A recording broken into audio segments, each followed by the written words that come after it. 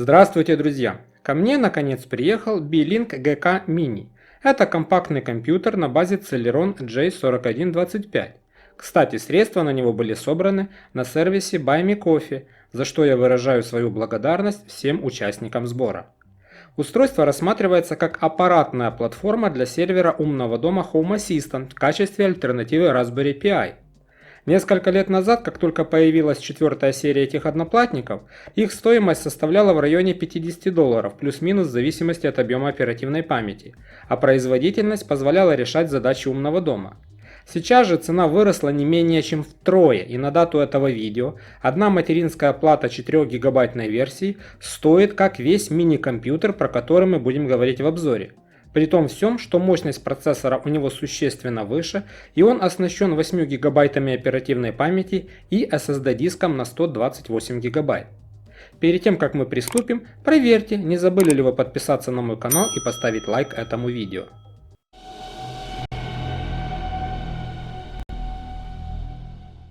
Модель GK Mini. Процессор Intel Celeron J4125, 4 ядра, 4 потока. Кэш 4 МБ, частота от 2 ГГц до 2,7 ГГц в турборежиме, техпроцесс 14 нанометров, расчетная мощность 10 Вт. Графический ускоритель интегрированный Intel UHD Graphics 600. ОЗУ, один разъем SODIMM DDR4 2400, 8 ГБ, установлен максимально поддерживаемый объем. Хранилище. 2280M2 SATA, установлено 128 ГБ, возможна установка 2,5-дюймового SATA диска. Беспроводные сети Wi-Fi 2.4 плюс 5 ГГц, Bluetooth 4.2, модуль Intel AC3165. Проводная сеть Ethernet 1000 Мбит. Вывод звука HDMI, аудиоразъем 3,5 мм. Дисплей 2 HDMI 2.0. Периферия 4 USB 3.0. Предустановленная операционная система Windows 10.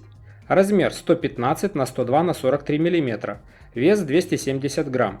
Питание 12 вольт 2 ампера. Система активного охлаждения, встроенный микрофон, весокрепление. Поставляется устройство в прямоугольной картонной коробке. Все выглядит качественно и со вкусом. Хорошая упаковка посылки, внешне никаких повреждений при пересылке не обнаружено. Сама доставка от момента заказа заняла примерно 4 недели. Комплект полностью самодостаточный, готов к подключению и работе, ничего дополнительно покупать не нужно, включая весокрепление на монитор и набор винтов. Имеется инструкция на 7 языках, не могу сказать, чтобы в ней содержалось что-то особенно ценное, но все же. Тут же нашлось сразу два HDMI кабеля, один короткий, предназначенный для использования в случае крепления мини-компьютера на задней стороне монитора, второй длинный для более обычного способа подключения. Перед покупкой нужно выбрать тип вилки блока питания – американский, британский или европейский. В моем случае европейский, причем не просто переходник сомнительного качества, а на уровне конструкции самого блока питания. Напряжение на выходе 12 вольт, мощность до 24 Вт. Давайте теперь рассмотрим внешний вид героя обзора. Корпус почти квадратный, на длинных сторонах расположены разъемы интерфейсных портов и управляющие элементы. Все выполнено в темных тонах. Края корпуса закруглены. На фронтальной части кнопки включения и сброса BIOS, два разъема USB 3.0 и порт для подключения наушников. На задней стороне еще два USB 3.0, сетевой разъем, два порта HDMI, питание и разъем для подсоединения защитного тросика, аналогично как на ноутбуках. На боковых сторонах находится перфорация для обеспечения охлаждения. Напомню, что в этой модели система охлаждения активная при помощи вентилятора. Нижняя сторона, она съемная, крепится на 4 винтах по углам.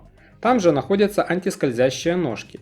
Со стороны фронтальной панели, где находится кнопка питания, тут расположены гнезда с резьбой для весокрепления. Еще тут, кроме базовых параметров, есть памятка о том, как зайти в BIOS или вызвать меню загрузки. Раз уже добрались до нижней стороны, давайте заглянем внутрь корпуса. Сразу хочу сказать, что никакой практической необходимости в разборке устройства нет, все работает без доработок из коробки. Исключительно ради полноты обзора и чтобы вам не было нужды разбирать свой экземпляр, чтобы посмотреть, что там внутри. Как я и сказал, нижняя крышка крепится на 4 винтах. Изнутри на ней расположен разъемик крепления для установки 2,5-дюймового SATA диска, как обычного, так и SSD. Такие диски устанавливают в ноутбуке. Он в комплекте поставки не идет. Если есть необходимость в хранилище большого объема данных, то такая возможность будет не лишней. При этом штатный SSD-диск использовать в качестве системного. Кстати, такая комбинация дисков часто встречается в ноутбуках. Штатный же диск SSD формата 2280 под разъемом 2 уже установлен в корпус. В моей конфигурации на 128 ГБ, чего более чем достаточно для целей сервера управления умным домом. Есть возможность выбора модели с диском на 256 ГБ. Оперативная память SODIMM DDR4 2400 тоже установлена в стандартный разъем, не распаяна на плате. То есть ее легко заменить в случае выхода из строя, но больше 8 ГБ установить не удастся. Для того, чтобы извлечь материнскую плату, нужно отвинтить 5 винтов, 4 по краям и 1 между фронтальными USB разъемами. Если снимать только для того, чтобы посмотреть, то необходимости в отключении шлейфов и антенн нет. В принципе, можно не доставать и диск с памятью. С внутренней стороны находится процессор и активная система охлаждения. Радиатор и ноутбучный вентилятор на 5 вольт и 1,1 Вт мощности. Его слышно, но не громко. Кому-то может мешать, кто-то просто не обратит на него внимания. Зато такая система обеспечивает более качественное охлаждение, чем пассивное. Воздуховод сделан таким образом, чтобы поток заходил через перфорацию на одной боковой стороне и выходил через другую. Поэтому располагать устройство стоит так, чтобы ничто не мешало потоку воздуха. Также нам понадобится какая-то клавиатура и желательно мышка. Можно использовать совершенно обычный от настольного ПК. Я обошелся компактной беспроводной клавиатурой с тачпадом, купленной специально для таких целей. Если мы говорим о использовании устройства в качестве сервера умного дома, то клавиатура будет нужна только на начальном этапе. Я планировал сделать качественные скриншоты всех экранов, для этого установил на телевизор TeamViewer для вывода изображения на ноутбуке. Но, как выяснилось, что он не работает с HDMI входами, так что придется довольствоваться фотоэкрана. Первое включение запускает мастер настройки, предлагающий выбрать язык. Далее необходимо выбрать свой регион, без клавиатуры или мышки тут не обойтись. Раскладка клавиатуры. Затем несколько минут нужно подождать, пока идет применение настроек и проверка обновлений. В общем, все как обычно на начальных этапах установки Windows. Принятие лицензионного соглашения, выбор типа установки, имя – это говорит о том, что настройка приближается к своему завершению. И в ее конце перезагрузка с применением всех параметров. Готовая к работе Windows 10. Собственно, эта модель позиционируется как офисный компьютер, и его возможностей вполне хватает для закрытия всех стандартных задач, типа Word, Excel, Access, веб-серфинг и так далее. Но наши задачи несколько другие, и пора уже перейти к ним. Пару слов о BIOS устройства. Чтобы сюда попасть, на этапе загрузки нужно нажать кнопку Delete, о чем будет написано внизу экрана. Меня интересовал раздел загрузки. По моим расчетам, тут должна была находиться опция, которая активировала автоматическое включение после подачи питания. Но в моем случае в этом меню только выбор режима и приоритетность загрузки. Это серьезный недостаток, так как в случае пропадания питания придется включать его кнопкой. В разделе Advanced есть меню включения по расписанию, но это не совсем то, что нужно. Если у вас есть идеи или решения для этого вопроса, пишите в комментариях. Согласно описанию установки на сайте Home Assistant, в этом разделе необходимо отключить режим Secure Boot. Перейдем на последнюю страницу меню с опцией «Сохранить и выйти», но нажимать ее пока не будем, проведем подготовительные работы для установки Home Assistant.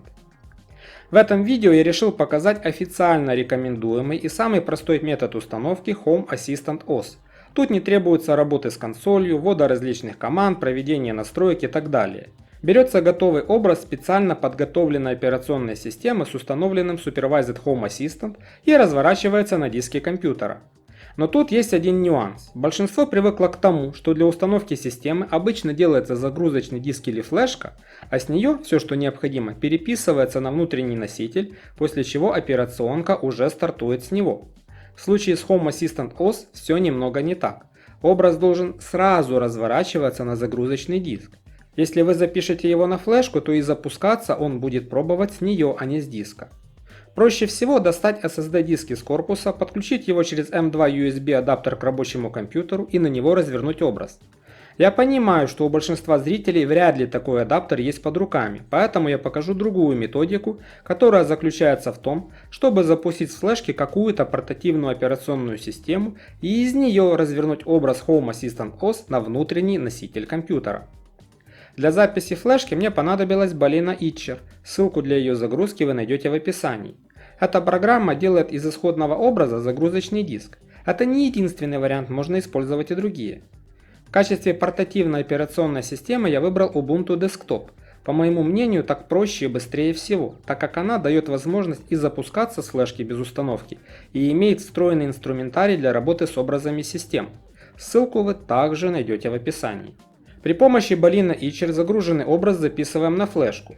После записи вставляем ее в мини-ПК, который ждет нас на этапе сохранения изменений в BIOS. Применяем эти изменения и в момент загрузки нажимаем F7. Это вызывает меню загрузки, в котором показаны все доступные варианты. Нам нужно выбрать загрузку с флеш-носителя, тут он второй. Далее выбираем пункт по умолчанию «Попробовать или установить Ubuntu». В нашем случае достаточно попробовать без установки. Об этом нас спросят в следующем меню. Выбираем «Попробовать». Тут есть выбор языков, но что-то менять смысла нет. Нам нужно будет сделать одну единственную операцию. Вот так выглядит Ubuntu Desktop. Весьма напоминает более привычный многим Windows. А мы переходим к следующему шагу. Нам нужно скачать образ Home Assistant OS. Ссылку на официальный репозиторий я оставлю в описании. Нам нужен файл для платформы Intel House Generic x8664 84 Image.exe. Скачать его можно и в браузере Ubuntu, но мне было удобнее сделать это на своем ноутбуке. Этот файл – архив, и его нужно распаковать. Я воспользовался бесплатной программой 7-Zip и записал образ системы на другую флешку. Он занял чуть более 6 гигабайт. Повторюсь, это можно проделать и без второй флешки прямо на Ubuntu. Мне было удобнее просто взять еще одну флешку. Вставляю ее в мини-ПК, она моментально определилась, тут особой разницы с работой в той же Windows нет. Слева на панели появился ее значок, кликаем на него и открываем содержимое флешки. Кликаем на файле правой клавишей мышки и выбираем пункт, у меня он первый, «Открыть при помощи Disk Image Writer». В открывшемся меню выбираем внутренний диск B-Link, на него будет развернут образ Home Assistant OS, что нам и нужно. Запускаем процесс восстановления образа на диск и ждем. Это может занять несколько минут. Готово, процесс установки завершен. В правом верхнем углу рабочего стола находится кнопка для выключения и перезагрузки. Выбираем перезагрузку и отключаем от мини-компа все флешки, они нам больше не понадобятся. Ждем, пока на экране не появится вот такое окно. Это уже запустилось Home Assistant OS. И тут же показан адрес для веб-интерфейса. Предлагается вводить его как Home Assistant Local и порт 8123, он указывается через двоеточие. В случае, если так не заходит, вместо имени используем IP-адрес, он тут тоже показан. У меня 192.168.0.170. Порт 8123 тоже указываем через двоеточие. Экран телевизора или монитора нам теперь не нужен, можно отключить HDMI кабель. Возвращаемся в браузер. Система просит подождать некоторое время, которое нужно для первого запуска. Далее запускается мастер настройки. В первом окне он просит ввести имя и имя пользователя. Одно это для отображения в интерфейсе, второе это логин для входа. Чтобы не путаться, я ввожу одинаковое. Вводим и подтверждаем пароль пользователя. Часовой пояс, координаты, это все можно настроить позже, нажимаем «Далее». Сбор статистических данных – это анонимная отправка основных данных о системе для получения общей статистики. Соглашаться или нет – дело ваше. Я призываю включать сбор данных для максимально реальной статистической картинки. Тут система показывает то, что нашла в сети самостоятельно. Кстати, тут видно интеграцию Bluetooth, которая подхватила встроенный модуль и несколько датчиков с этим интерфейсом. Вот так у меня выглядел экран после первого запуска. Кроме Bluetooth датчиков залетели все устройства, поддерживающие Google Cast. В разделе оборудования все определилось корректно. Тут же есть возможность посмотреть расширенный перечень оборудования. А это актуальные версии Home Assistant, Supervisor, операционной системы и интерфейса на дату проведения тестирования. И к завершению видео несколько слов о базовых настройках, которые я сделал в самом начале. Из магазина аддонов я ставлю файл-эдитор для редактирования текстовых файлов. На странице настроек аддона я отключаю опцию, которая ограничивает доступ к файлам, которые находятся вне папки config, а также убираю из исключений папку storage, она время от времени бывает нужна. MariaDB – замена штатной базе данных. Мне она больше нравится. Это уже более-менее полноценная база, хотя споры по поводу, что использовать лучше и целесообразнее, были, есть и будут. Это мой вариант настроек пользователя и прав доступа. Исторически сформировались еще с самых первых установок несколько лет назад. И так как это Home Assistant OS, то в качестве консоли тут используется специальный аддон Terminal и SSH. Тут я пользуюсь настройками по умолчанию.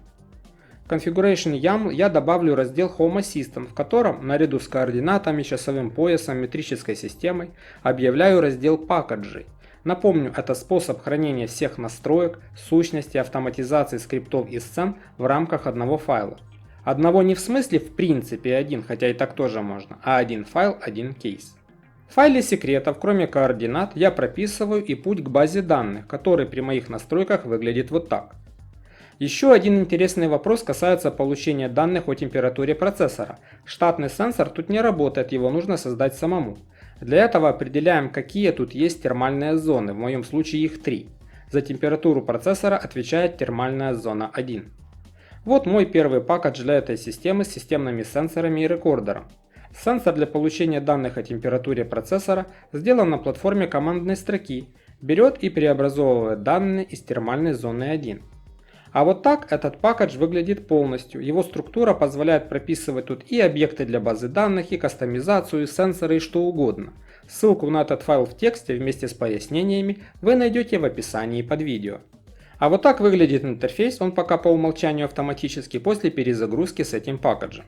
К обнаруженным объектам добавились данные по работе системы.